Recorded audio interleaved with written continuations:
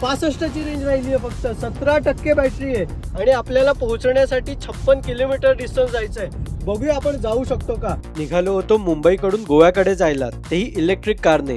12% battery, 49ची range, 34 किलोमीटरनी पोहोचू. आणि इथे संगमेश्वर जवळ लागली आहे ट्रॅफिक. संगमेश्वरच्या पुढे आलोय, 30ची रेंज बाकी आहे. 20 किलोमीटरने पोहोचू आपण. पर्यंत तर सगळं व्यवस्थित होतं, पण अचानक एक घाट लागला. बॅटरी सरळ 60% वरून 1% रपारप डाऊन झाली. गाडी बंद पडली आमची.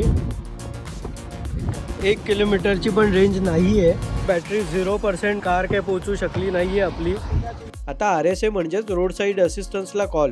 या टायरवाल्याने चार्जिंगसाठी पॉइंट दिला, पण अर्थिंग नसल्याने इथे काही चार्ज करता आली नाही. वाटेत एक ढाबा सापडला, म्हणजे गाडी एकदम कट टू कट चालत इथपर्यंत आली.